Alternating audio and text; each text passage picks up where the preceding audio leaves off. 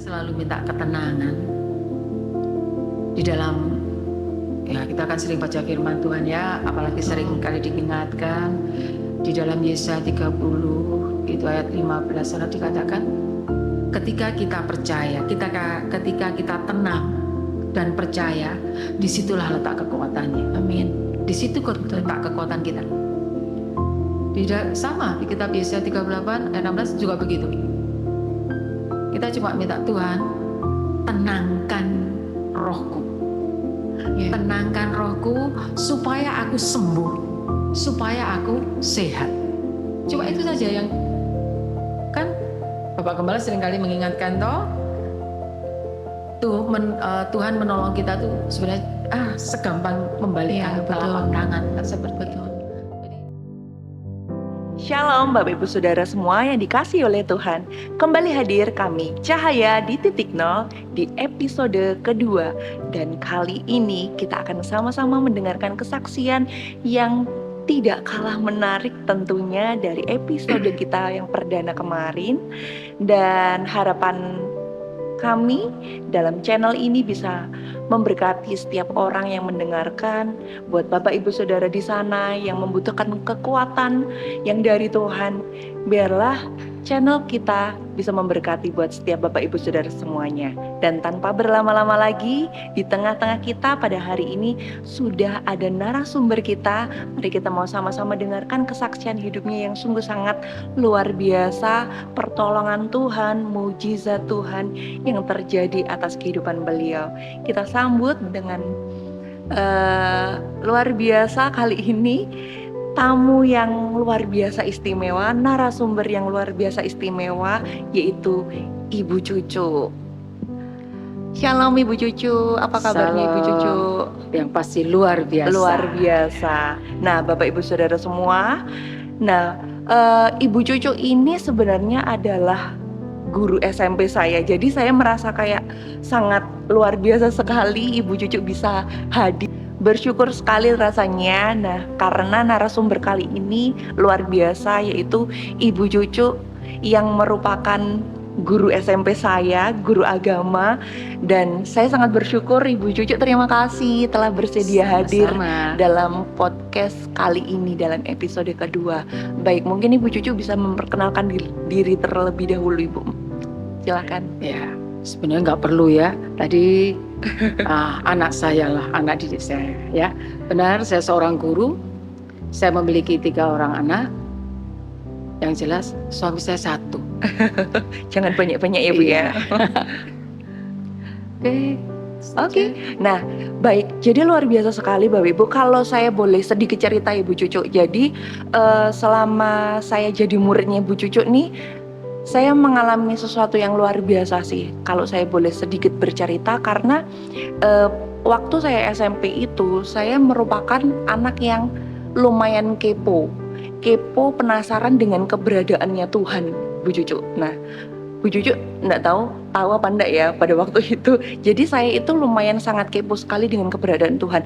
Tuhan itu benar-benar ada atau hanya sekedar cerita. Nah, mulai dari sekolah minggu, mulai dari sampai saya remaja seperti itu, saya itu mulai bertanya-tanya tentang banyak sekali kesaksian-kesaksian yang luar biasa dari anak-anak Tuhan ya Ibu Cucu.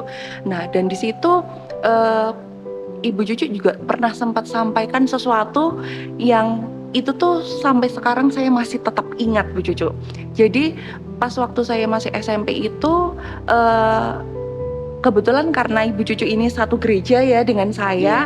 Nah, di gereja kami itu memang ada doa pencurahan. Nah, doa pencurahan di mana pas waktu itu memang saya belum tahu tentang doa pencurahan dan kayak tentang kepenuhan Roh Kudus seperti itu. Nah, tapi pada waktu itu saya penasaran. Nah, kenapa yang lainnya bisa berbahasa roh seperti itu? Kenapa yang lainnya itu bisa sungguh-sungguh saat berdoa? Sedangkan saya itu kayak masih belum mungkin di tahap itu. Nah, tapi saya sangat bersyukur sekali karena waktu itu Bu Cucu pernah sampaikan ke saya kalau Tuhan itu nyata, Tuhan itu ada. Kalau kamu mau, kamu bisa minta sama Tuhan. Dan luar biasa saat saya coba untuk aplikasikan itu, meskipun tidak mudah, tapi saya mencoba untuk berdoa, saya minta sama Tuhan dan bersyukur Bu Cucu karena Tuhan menjawab. Amin. Tuhan ada, Tuhan nyata. Terima kasih Pasti. Bu Cucu. Sama-sama. Karena Bu Cucu saya bisa tahu bahwa Tuhan itu bukan hanya sekedar cerita. Tuhan bukan sebuah cerita dongeng, tapi Tuhan itu nyata. Seperti itu Bu Cucu. Nah, Iya. mungkin pada episode kali ini kita akan sama-sama dengarkan perjalanan hidup Ibu Cucu yang pastinya ada mujizat di dalamnya, ada pertolongan Tuhan di dalamnya. Bagaimana Ibu Cucu? Awal mulanya mungkin Ibu Cucu bisa ceritakan. Iya. Kalau kita berbicara tentang Tuhan, saya yakin dan percaya setiap kita anak-anak Tuhan pasti pernah mengalami yang namanya ya mungkin mujizat di dalam kehidupannya. Yes, betul. Terkadang kita nggak merasa ya. Iya. Aku ada hari ini, aku bisa bernafas sampai hari ini, kita nggak merasa itu sebenarnya adalah mujizat Tuhan, satu Yes, kemurahan betul, Tuhan. betul. Ya. Jadi Setuju. semua kembali kepada kita.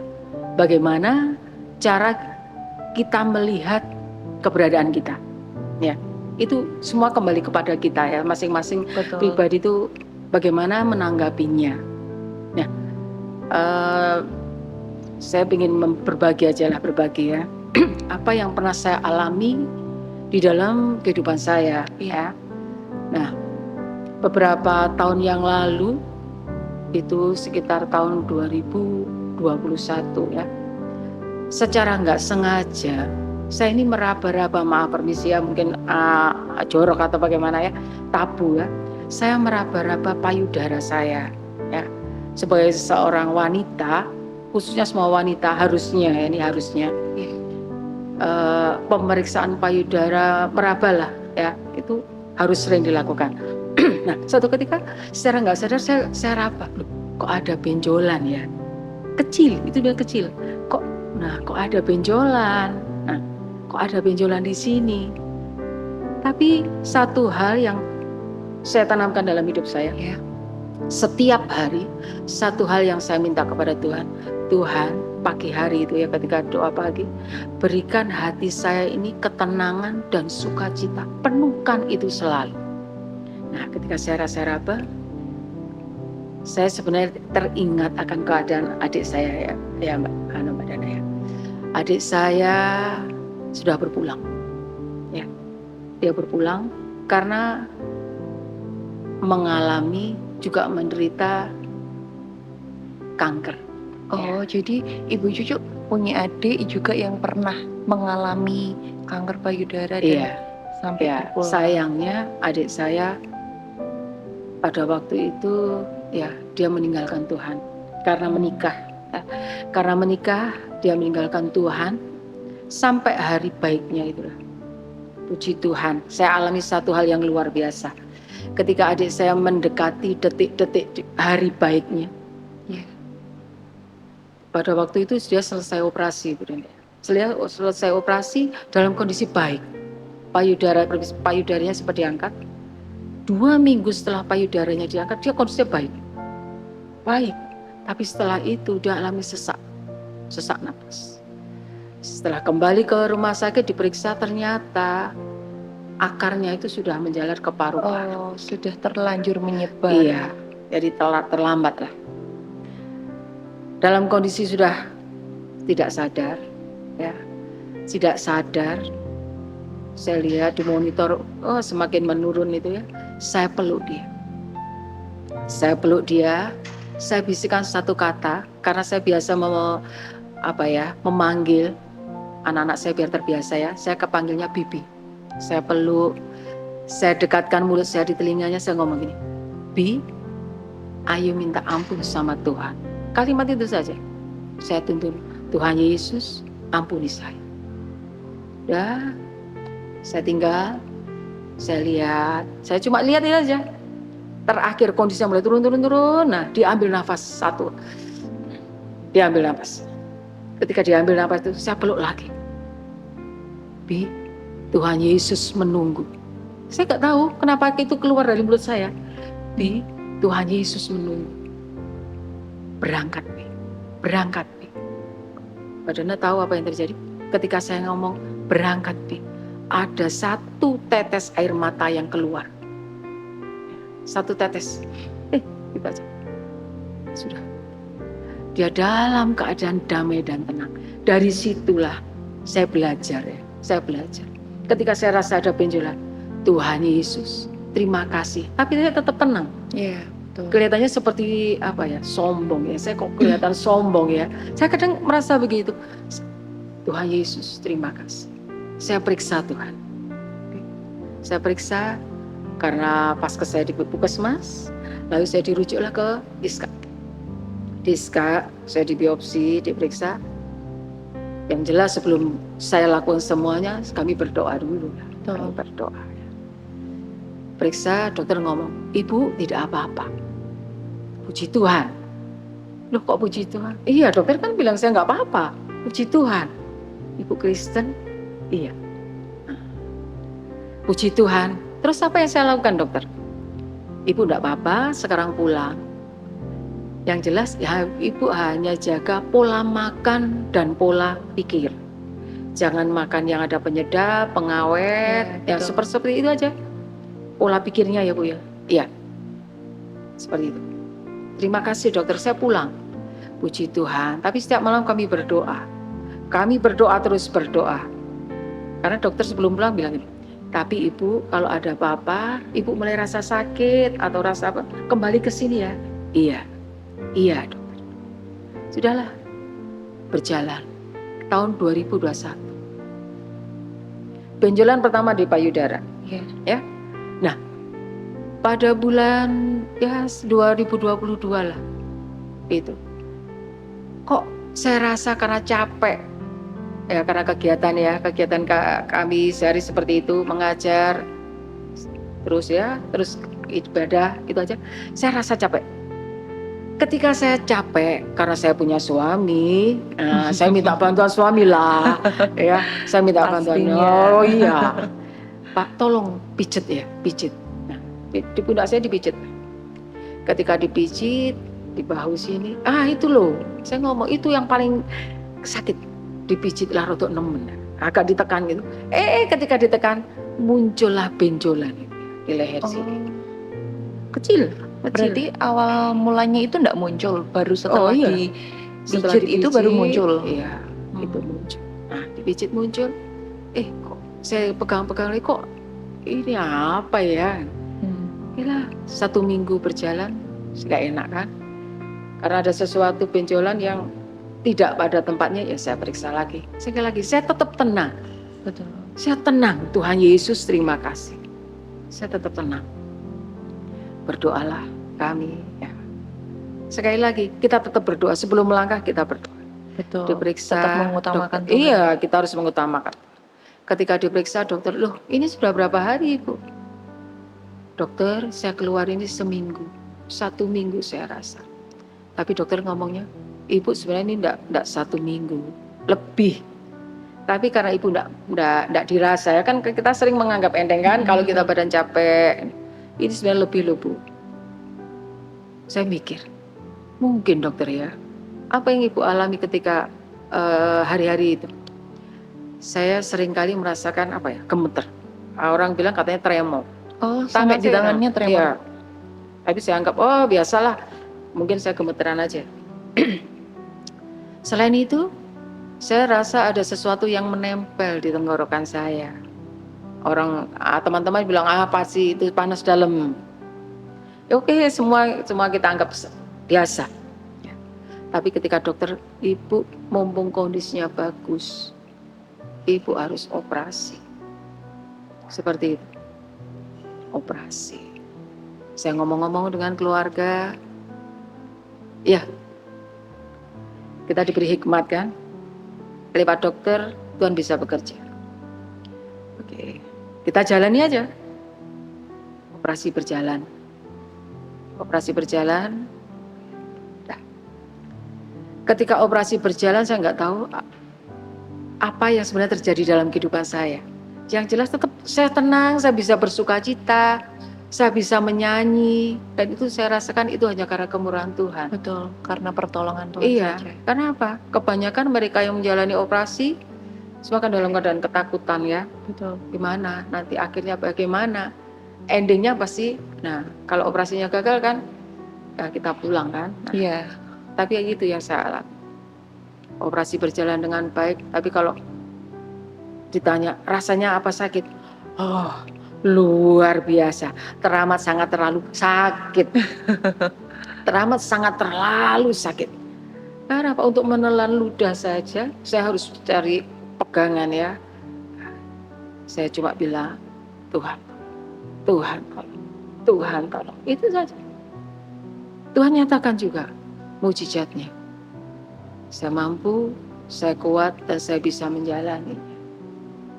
Tuhan tolong. Lewatlah itu, semua bisa saya lewati dan saya bersyukur kalau masih diberi kesempatan oleh Tuhan. Ya.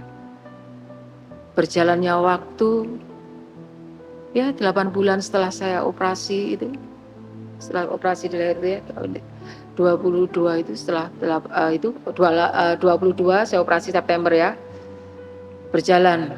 Oke, kita jalani dengan baik. Semua berjalan dengan baik. Apa yang dokter larang tadi, makanan, Betul. pola pikir, saya tetap jalani. Semua yang bisa saya lakukan saya jalani. Berjalan dengan baik, hari-hari saya lalui dengan baik. Tuhan masih berikan lagi saya kesempatan untuk menikmati, untuk melihat mujizat yang lain ternyata ya. Nah, kita anggap itu mujizat Tuhan lah. Itu Tuhan masih mau bekerja dalam kehidupan saya. Bulan Mei 2023. Tadi September 22, sekarang bulan Mei 2023. Suatu pada itu setiap ada waktu kesempatan istirahat, saya tidur, saya telentang, tangan saya ini nggak tahu, kok tahu-tahu saya lagi-lagi raba-raba ini. Gak saya raba tadi, nah saya ketemu benjolan lagi. Darah Yesus. Saya cuma begitu aja. Darah Yesus. Kok agak besar ini ya? Padahal hari ini saya raba-raba. Darah Yesus. Saya raba darah Yesus. Ini apa hanya pikiran saya? Karena saya punya anak, punya suami. Mereka saya suruh raba juga. Ibu kok ada benjolan di sini? Coba. Benar enggak ini? Untuk memastikan. Iya, untuk memastikan. Mereka ikut meraba.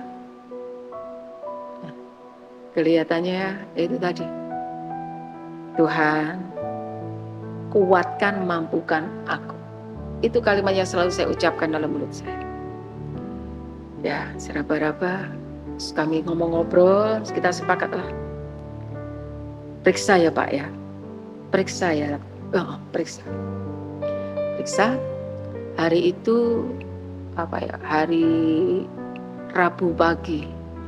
Hari Rabu pagi. Kita Selasa ngomong-ngomong, Rabu pagi saya ke sekolah karena periksa, pikiran saya begini, aku punya teman seorang dokter, bukan saya mengandalkan ya, bukan, tapi karena aku punya teman seorang dokter dan istrinya adalah teman di sekolah.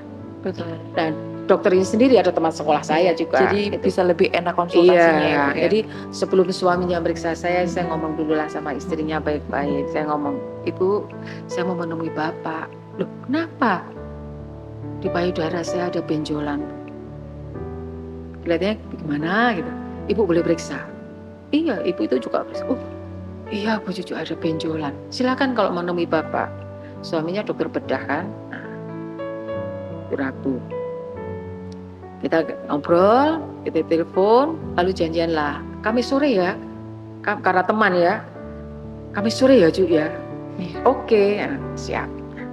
Kamis sore kan kita ibadah. Suami saya karena main musik, saya nggak mau ganggu lah. Ya. Tapi kita sudah janjian ya. Saya berada di luar. Saya sempat nyanyi dulu. Kita nyanyi memuji Tuhan. Nah, kami janjian jam 5. Sebelum jam 5, saya menemui Bapak Gembala di kantor sana. Saya ngomong apa adanya. tanpa rasa malu, tanpa rasa nutupi, saya ngomong, Om, doakan saya. Lalu Bapak Gembala ngomong, nyapo, kamu kenapa? Ya saya ngomong, susu saya ada benjolannya, Om. Loh, Bapak Gembala kaget kan? Loh, bagaimana toh, Ju? Iya, Om, benar. Doakan saya supaya saya tenang. Karena saat itu ya baru ada sidang jemaat yang pulang, ya. Karena itu tadi dengan kondisi yang ada benjolan ini. Bapak Gembala berdoa, doakan saya supaya saya tenang. Bapak Gembala selesai berdoa, saya dengan anak saya berangkat ya, ke rumah sakit. Nunggu Tuhan, tolong, saya cuma itu aja ya. Tuhan, tolong berikan saya ketenangan. Ibu Cucu, saya tertarik dengan yang Ibu Cucu sampaikan bahwa ini tadi berkali-kali Ibu Cucu sampaikan bahwa Ibu Cucu berdoa minta ketenangan hati. Nah, padahal ada banyak orang juga yang berdoanya itu minta sembuh. Ya kan Ibu Cucu, minta sembuh, tapi luar biasa di sini saya lihat Ibu Cucu minta ketenangan. Berarti itu sebenarnya kan kayak kita itu tidak memaksa Tuhan gitu loh untuk menyembuhkan ya. Semua yang terbaik dari Tuhan. Kalau Tuhan kasih sembuh, puji Tuhan. Kalaupun enggak, tetap tenang dan kita hatinya tetap ke Tuhan. Dan itu luar biasa Bu Cucu. Untuk seperti itu. Kenapa saya selalu minta ketenangan? Di dalam, ya kita kan sering baca firman Tuhan ya. Apalagi sering kali diingatkan. Di dalam Yesaya 30, itu ayat 15, sana dikatakan, ketika kita percaya, ketika kita tenang dan percaya, disitulah letak kekuatannya. Amin. Di situ letak kekuatan kita. Sama di kitab Yesaya 38 ayat 16 juga begitu. Kita cuma minta Tuhan, tenangkan rohku. Tenangkan rohku supaya aku sembuh, supaya aku sehat.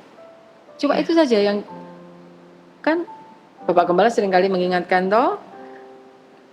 Tuhan menolong kita tuh sebenarnya segampang membalikkan telapak tangan kan seperti itu. Jadi tadi saya juga Tuhan terima kasih ya. Kembali kepada almarhum adik saya. Ketika melihat adik saya berpulang dengan tenang, dengan hanya minta ampun kepada Tuhan, dia bisa tenang. Dan saya juga alami sukacita. Bagaimana saya bisa katakan itu? Ketika adik saya meninggal, oh puji Tuhan, yang keluar dari mulut saya itu adalah, saya cuma bisa memuji Tuhan. Sepanjang perjalanan dari rumah sakit ke rumah, ini mulut saya, oh Tuhan terima kasih. Roh Kudus memenuhi saya bisa berbahasa roh. Itu, Tuhan terima kasih. Itu aja yang Tuhan terima kasih. Ya itulah. Saya bersyukur kalau masih dipercaya ya, Roh Kudus masih bekerja dalam kehidupan saya. Roh Kudus masih berkarya, tidak meninggalkan saya. Jadi setelah ya kembali ke tadi ya, ke rumah sakit, dokternya datang, senyum-senyum aja dia. Ngomong, kamu kenapa Ju? Bukannya antara pasien dengan dokter ya, tapi kita ngomongnya antar teman. Meskipun dia dokternya itu. Apa Ju? Ya saya ngomongnya, susu ada benjolan. Saya ngomong gitu aja, kita seperti kuyon. Yuk periksa ya, anak saya tetap di luar. Ketika diperiksa, dokternya permisi ya. Gak apa-apa, ayo periksa anakku. Pelan-pelan, dokter periksa pelan-pelan. Dua-duanya kan. Selesai, ayo pakai baju dulu. Saya pakai baju. Ada perawat di situ, jadi kami tidak berdua, ada perawat. Kita duduk, Ju, gak apa-apa ya, gak apa-apa, ayo ngomonglah bagaimana hasilnya. Tuhan tolong, ini deg-degan, Tuhan tolong tenangkan hatiku Tuhan, saya pegang itu. Ju, nangis soning kini gak apa-apa. Oh ngomong gitu aja, kamu nangis di sini gak apa-apa. Loh, apa? Kenapa aku? Dokternya ngomong, kok kelihatannya ganas tuh. Puji Tuhan. Saya cuma gitu aja. Oh, puji Tuhan. Loh, nangis so. Aku gak iso nangis. Saya ngomong gitu aja. Aku gak iso nangis. Suamimu mana? Suamiku masih ibadah. Oke. Kamu punya BPJS? Punya. Bener gak mau nangis? Enggak. Aku gak bisa nangis. Tenang? Iya, aku gak bisa nangis. Tapi itulah, aku tetap tenang. Oke. Kalau kamu gak bisa nangis ya, kamu saya kasih tahu, kamu ganas, ya, kamu ganas. Saya nggak ngurus lagi. Kok tahu ganas piye, bayi ganang, nggak. Kamu ganas. Besok kamu kesini bawa BPJS-mu sama suamimu ya, ya, kita salaman. Oke. Kami pulang. Di rumah anak suami sudah menunggu duduk manis. Mereka duduk manis menantiku. Suami saya yang tanya, bagaimana Bu? Saya bernapaslah dulu. Oke. Saya ngomong, Pak, kelihatannya ganas. Oh, mungkin karena cintanya seorang suami ya. Luar biasa. Iya. Suami saya sudah gak bisa tahan lagi. Ini mata sudah mulai kembeng-kembeng. Nah ini saya nggak tahu yang sakit ini malah siapa ya. Bau suami saya tenang Pak, tenang. Malah yang sakit yang menenangkan. Iyalah, aku sampai heran juga sih. Tenang Pak, tenang. Ketika tak pupuk, ini mata air sampai air mata atau mata air sampai bingung ya. Ayo Pak, tenang. Besok kembali Pak. Temenin ya. Yuk kita berdoa. Kita berdoa. Hancur hati kita semua. Udah nggak tahu apa. Saya cuma Tuhan terima kasih. Karena apa dokter tadi bilang, jangan mikir. Kamu jangan mikir, tapi sekedar tahu. Maksudnya apa? Ketika kamu berpikir, ini pikiran mulai apa ya, terkuras. Kita memendam apa ya, bahasa Jawa ini ngendeng gitu ya. Ngendeng itu nanti kamu tambah cepat besar. Gak nunggu waktu lama. Detik, jam, menit itu menentukan pertumbuhannya pikiran kamu. Yalah. Berjalan waktu, selesai berdoa amin. Dah, saya tidur. Rasa aku harus tidur. Aku harus bisa menenangkan hatiku, hidupku. Gak tahu bagaimana suami dan anakku pikirannya, bagaimana Tuhan tolong mereka, ya kan? Oke. Malam kami lewati, pagi kami lewati, tibalah sore. Kita kembali lagi ke dokter bawa itu ya. Suami saya ayo ketemu dokternya lagi. Suami saya ayo masuk Mas. Nah, karena kita sama-sama kan bestian, ayo Mas masuk duduk. Suami saya dijak ngobrol, Mas kasih semangat ya. Suami saya ya tadi ya karena cinta. Aduh.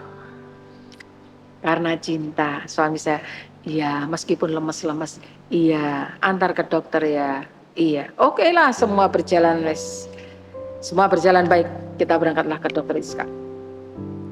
Dokter Iska, suami saya nggak bisa nemani saya. Suami saya tipe orang yang apa ya, nggak gampang, nggak tegel gitu ya. Iya, nggak tegel gampangnya itu ya. Mas Odewi, suami saya di luar berdoa sendiri ya, Mas Odewi. Ya, saya masuk periksa dokter. Saya ceritakan kondisi saya. Dokter saya begini. Kondisi adik saya juga begitu. Ya, oke. Diperiksa-periksalah. Yang paling membuat saya terkejut adalah ketika saya harus periksa ke dokter jantung. Dokter jantung bilang, Ibu, benar Ibu mau ini operasi dua-duanya? Iya dokter. Kenapa? Apa ada masalah dengan jantung saya? Enggak. Puji Tuhan. Baik-baik saja Bu, baik-baik saja. Tapi benar Ibu ini? Iya, kenapa dok? Karena jarang. Operasi payudara itu langsung 2 itu jarang. Jadi memang ada benjolan di dua-duanya ya Bu? Iya. Setelah semua diperiksa, dibiopsi, di rongsen semuanya baik, nggak ada penjalaran apa ya, akarnya nggak ada itu. Oke lah. Operasi berjalan. Saya masuk operasi jam 1 di ruang operasi ya. masih masuk ruang tunggu jam 1, tapi operasi dilaksanakan karena banyaknya itu jam 3 kurang 5. Saya masih bisa lihat jam ya. Jam 3 kurang 5 dokter ngomong-ngomong, "Ibu siap? Sudah berdoa?" Sudah. Operasi berjalan. Saya nggak tahu bagaimana aku. Proses. Operasi berjalan setengah 4, hampir maghrib setengah 6 itu keluar. Saya nggak tahu tapi jelas ketika saya sadar, saya dalam suami saya bilang, nyanyi, saya memuji Tuhan nyanyi. Puji Tuhan, terima kasih Tuhan. Itu aja. Oke, semua baik-baik. 1 malam aja kalau saya di rumah sakit pulang. Ibu tunggu 14 hari. Selama 14 hari suami saya doa puasa. Hampir setiap hari doa puasa, setiap malam dia sujud. Ya. 14 hari. Tibalah harinya. Saya dipanggil dokter, suami saya, "Kamu yang masuk." Suami saya. Jadi masih diobservasi gitu ya Bu Iya, ya. Jadi yang diangkat itu. "Kamu yang masuk, aku di luar." Ya. Masuk. Bagaimana dokter? Cepat angkat. Selesai Bu. Bagaimana dokter? Selesai Ibu, selesai. Selesai bagaimana? Kan dulu saya pernah bilang, kalau ini pemeriksaannya perlu lanjut, Ibu kan kemo. Benar dokter? Iya, selesai Bu. Oh, puji Tuhan. Saya rasa kok seperti melayang, puji Tuhan. Saya keluar. Suami saya di luar. Saya peluk lah.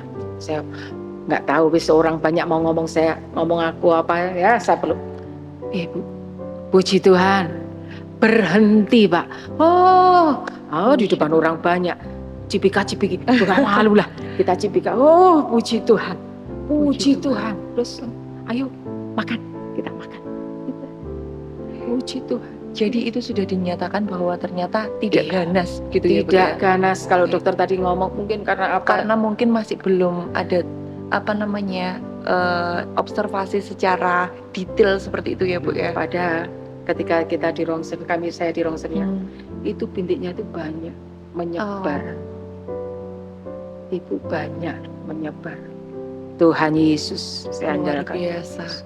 Luar biasa sekali. Oh, puji Tuhan. Itulah yang saya alami dalam kehidupan saya. Menarik sekali bahwa di sini ternyata yang perlu kita sama-sama tahu bahwa setiap yang Tuhan izinkan untuk kita lewati tidak selalu itu tuh enak ya Bu. Termasuk seperti apa yang Ibu Cucu alami, bahwa Tuhan izinkan untuk Ibu Cucu itu mengalami hal yang nggak mudah. Mungkin dia juga menakutkan, juga mungkin penuh dengan ketidakpastian, gimana kepastiannya antara sembuh atau tidak sembuh.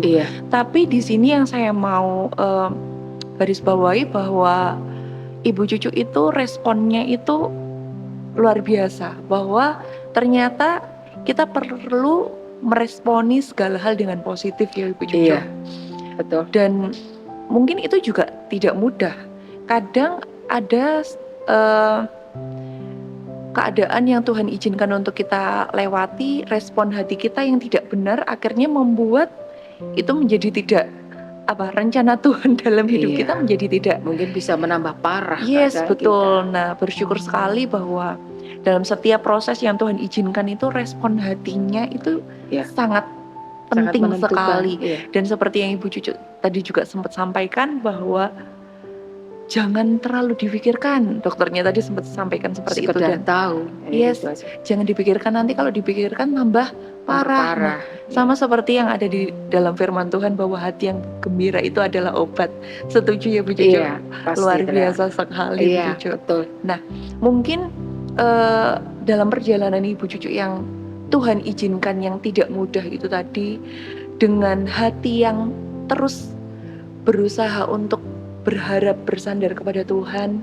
Nah, ada juga mungkin penonton di luar sana, dan juga mungkin ada orang-orang yang membutuhkan jawaban. Mungkin juga dalam kondisi kesehatan yang kurang baik juga Bu Cucu. Nah, mungkin Ibu Cucu bisa memberikan sepatah dua patah kata yang bisa memotivasi buat setiap penonton yang ada di luar sana yang sedang menyaksikan. Iya. Satu hal, yang harus kita lakukan ketika kita mengalami keadaan yang tidak mengenakan ya, Yes. seperti sakit atau apa itu. Yang jelas satu hal, tenang dan doakan, itu kuncinya. Itu saja. Amin. Tenang dan doakan. Dalam artian apa? Ketika kita tenang, kita kuat. Betul. Ketika kita berdoa, kita akan memperoleh kekuatan iman ya. Kita bisa menikmati Tuhan, jawaban Tuhan di dalam kehidupan kita. Itu saja. Tenang dan doakan. Tenang dan doakan, luar biasa sekali. Karena kadangkala kita saat mungkin Tuhan izinkan dalam kondisi tertentu yang kita tidak enak, tidak nyaman, kalau kita panik duluan, kadang kita juga akan salah mengambil keputusan, salah langkah seperti itu Bu Cucu ya. Jadi memang butuh untuk ketenangan hati, akhirnya di mana kita bisa mendengarkan suara Tuhan untuk menuntun setiap langkah kita. Iya. Kan kita diberi hikmat kan? Yes, betul, setuju sekali Bu Cucu.